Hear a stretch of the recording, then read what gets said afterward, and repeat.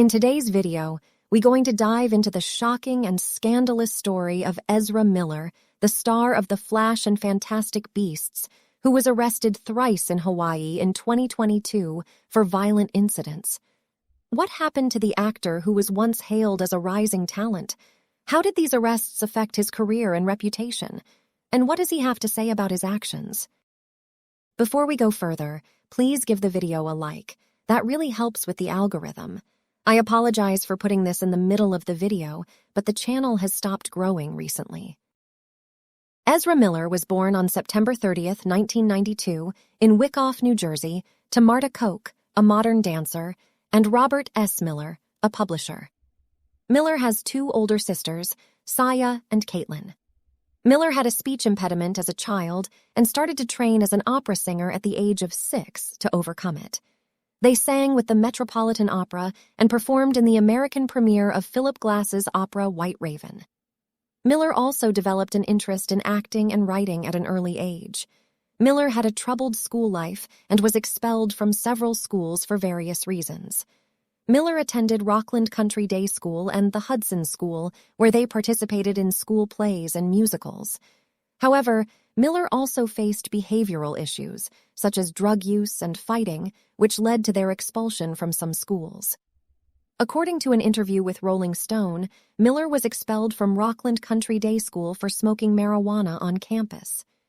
Miller said they were trying to cope with their anxiety and depression by using drugs.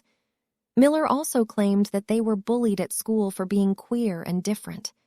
Miller then enrolled in the Hudson School, a progressive private school in Hoboken, New Jersey. Miller said they liked the school because it was more accepting and diverse. However, Miller also got into trouble there for fighting with another student who allegedly made a homophobic remark. Miller said they punched the student in the face and broke their nose. Miller was expelled from the Hudson School as well. Miller dropped out of school altogether at the age of 16 after getting their first film role in Afterschool, directed by Antonio Campos. Miller moved to Chelsea, New York, where their family had an apartment, to pursue their acting career. Miller played a boarding school student who accidentally films the deaths of two classmates. The film premiered at the Cannes Film Festival and received positive reviews from critics. Miller was praised for their natural and nuanced performance. Miller also explored their sexuality and gender identity during their teenage years. They came out as queer in 2012, saying that they are attracted to people regardless of their gender or sex. They also experimented with drugs, such as marijuana and psychedelic mushrooms, which they said helped them cope with their anxiety and depression. Miller then appeared in several films and television shows, such as City Island, a comedy drama about a dysfunctional family living in the Bronx, Californication, a Showtime series starring David Duchovny as a troubled writer, Royal Pains, a USA Network series about a concierge doctor in the Hamptons. Every Day, a drama about a married couple facing various challenges, and Beware the Gonzo, a comedy about a high school journalist who starts an underground newspaper. Miller gained critical acclaim for their performance as Kevin Khachaturian, a sociopathic teenager who commits a school massacre, in the 2011 film We Need to Talk About Kevin, directed by Lynn Ramsey and based on the novel by Lionel Shriver. Miller starred opposite Tilda Swinton and John C. Reilly and received several awards and nominations for their role, such as the British Independent Film Award for Best Supporting Actor/Actress, the London Film Critics Circle Award for Young British Performer of the Year, and the Boston Society of Film Critics Award for Best Supporting Actor. In 2012, Miller played Patrick, a charismatic and openly gay high school senior, in the coming-of-age film The Perks of Being a Wallflower, directed by Stephen Chbosky and based on his own novel. Miller co-starred with Logan Lerman and Emma Watson and won the Boston Society of Film Critics Award for Best Supporting Actor, as well as the MTV Movie Award for Best Breakthrough Performance. Miller's career took a star turn with their involvement in two major film franchises, the DC Extended Universe and the Fantastic Beasts series. Miller debuted as Barry Allen, the Flash, a superhero with super speed, in 2016's Batman v Superman: Dawn of Justice, a crossover film that pitted Batman against Superman. Miller reprised the role in Suicide Squad, a film about a team of supervillains recruited by the government for a dangerous mission. Both films were part of the DC Extended Universe, Warner Brothers' attempt to rival Disney's Marvel Cinematic Universe. In the same year, Miller starred as Credence Barebone, a young wizard with a dark secret in Fantastic Beasts and Where to Find Them, a fantasy film set in the Harry Potter universe. The film was written by J.K. Rowling and directed by David Yates. Miller reprised the role in Fantastic Beasts, The Crimes of Grindelwald, which explored Credence's origins and his connection to the dark wizard Gellert Grindelwald. In 2017, Miller played the Flash again in Justice League, a film that united Batman, Superman, Wonder Woman, Aquaman, and Cyborg against an alien threat. The film received mixed reviews and underperformed at the box office.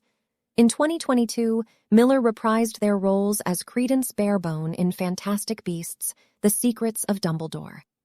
In March and April 2022, Ezra Miller was arrested 3 times in Hawaii for various incidents involving disorderly conduct, harassment, and assault. The first arrest occurred at a karaoke bar in Hilo, where Miller reportedly became agitated by people singing the song Shallow by Lady Gaga and Bradley Cooper, yelled obscenities, grabbed a microphone from a woman, and lunged at a man playing darts. Miller was charged with disorderly conduct and harassment and released after paying the $500 bail. Police body camera footage from the arrest shows that Miller corrected the police officers for using the term "sir" to address them, saying that they are non-binary and prefer the pronouns they, them, and theirs, or the term MX. Miller also told the officers that failing to respect their pronouns would be an act of intentional bigotry and a technical hate crime, according to U.S. federal law. Hours later, Miller was escorted off a property by police after a resident called for advice on how to remove 2 house guests, one of whom was Miller. According to court records, the resident and his partner filed a petition for a temporary restraining order against Miller, accusing the actor of bursting into their bedroom and threatening them. They also claimed that Miller stole some of their belongings, including a passport and a wallet. The couple later dropped their petition. The second arrest happened on April 19th, when Miller was accused of throwing a chair at a woman during a get-together at another home in Hilo. The woman refused treatment for a cut on her forehead. Miller was arrested on suspicion of assault and released pending investigation. The third arrest took place on April 25th, when Miller was involved in a scuffle with security guards at the Hilo International Airport.